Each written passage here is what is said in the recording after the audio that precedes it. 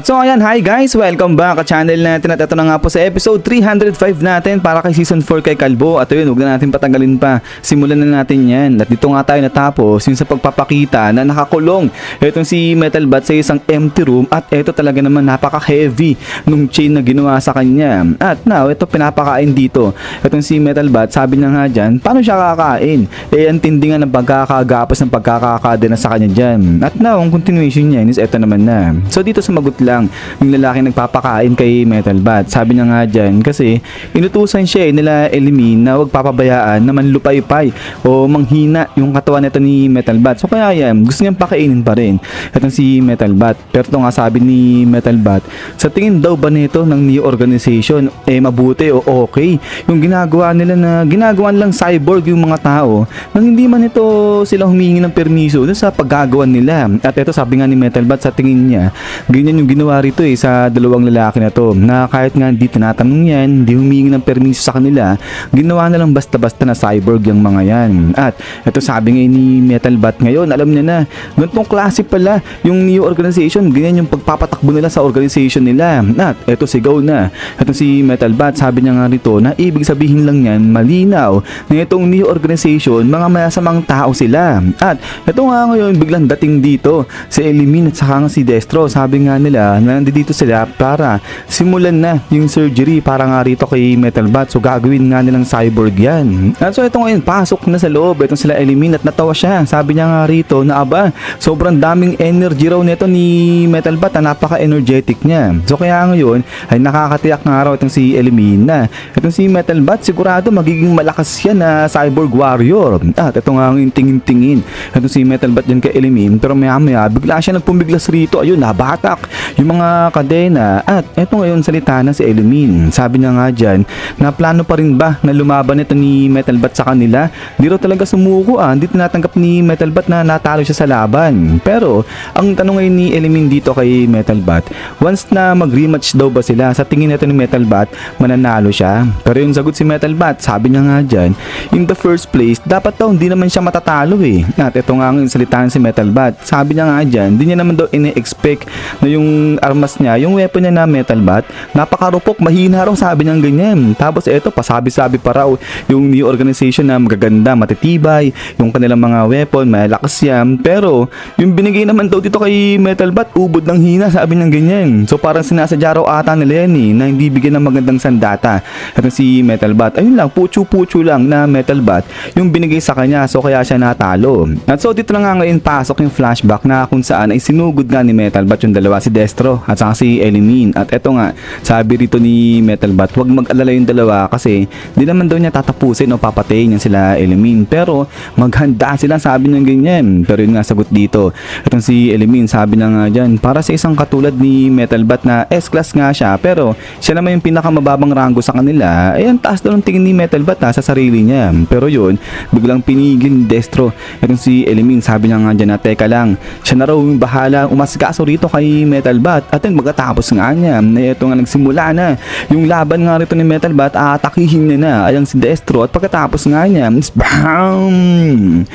Dito grabe, hinataw niya ito si Destro, pero ayun, sinalag ni Destro itong Metal Bat ni Metal Bat gamit lang itong kanyang binti. At ito ngayon, tumunog yung binti nito ni Destro. Sabi nga ni Metal Bat, aba, tunog bakal yun So ibig sabihin ay cyborg din daw pala ito si Destro. Sige, kung gayon ay magiging rough na raw itong si Metal Bat. So hahatawin niya na nga raw ng husto itong si Destro. At pagkatapos niya ay ito nga biglang sigaw na rito ito si Metal Bat, talagang hahatawin niya na ito si Destro. At pagkatapos nga niya, bam bam bam bam, hala sige. So dito pinaghampas na ni Metal Bat ito si Destro. Pero yun, salag-salag lang ito si Destro gamit itong kanyang mga braso at saka itong kanyang mga binti. At so ito ngayon, habang hinahataw na nga ni Metal Bat itong si Destro, ay biglang nagsalita itong si Elimin. Sabi niya nga dyan na i-monitor o i-check ni Destro yung kanyang damage ratio. Kasi kapag tinatanggap niya lang ng ganyan yung mga atake binibigay sa kanya ni Metal Bat, ay sigurado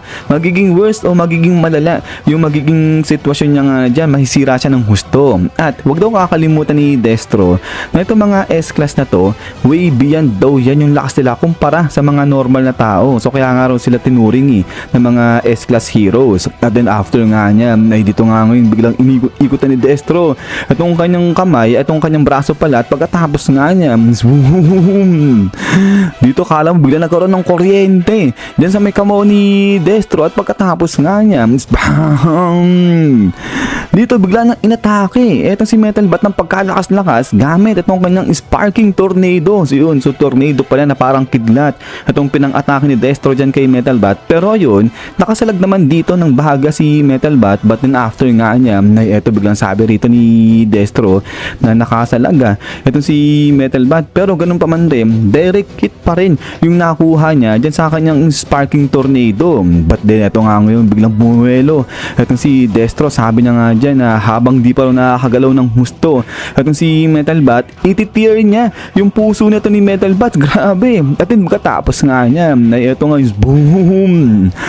Dito pagkatapos magsalita ni Destro, biglang lumitaw itong bat din sa ulo niya, at pagkatapos nga niya, blagang.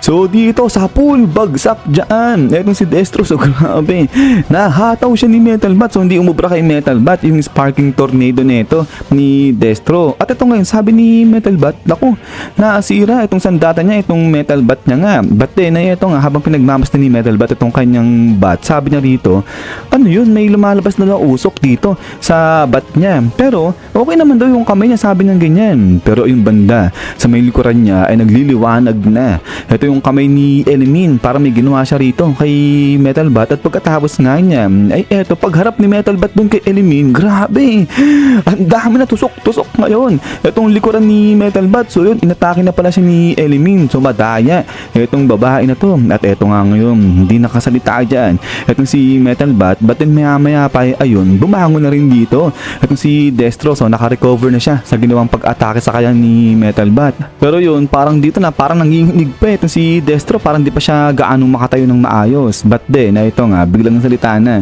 itong si Elimin. Sabi niya nga dyan kay Destro, okay na, tapos na yung laban. At nagpabayaro kasi masyado itong si Destro laban dito kay Metal Bat, sabi niya ganyan. Pero ito nga, ay parang pabagsak na rito itong si Metal Bat. At ayun, di pa nga rin siya makapagsalita, di siya makakibok. At then maya ay ito nga, nagsalita na sa Elimin. Sabi niya nga dyan, na wag na nga nila masyadong pag-initin pa itong si Metal Bat. Kasi nga diba, yung style nito ni Metal Bat, the more na nag-iinit siya sa laban, the more na mas lumalakas siya. At ito nga, sabi nga ni Elimin, ang mabuti pang gawin nila ay i-bind na nga lang daw nila yan o i-chain si Metal Bat, tapos patulugin na lang yan. At ayun, para wala silang problema, di na sila makipaglaban pa. At din pagkatapos nga yan, isyan. Kasi hanggang dito lang hanggang sa episode 305 natin. At so yun, so medyo nadaya pala dyan nga itong si Metal Bat, kaya sinatalo So tama lang na mukhang mananalo itong si Metal Bat kung di siya tinira nito ni Elimin patalikod. But anyways yun nga guys, maraming salamat sa panonood dito kay Kalbo natin. At hintay lang para sa next episode nito. So yan, so lagi mag-ingat. God bless nyo lahat at kita-kits tayo ulit.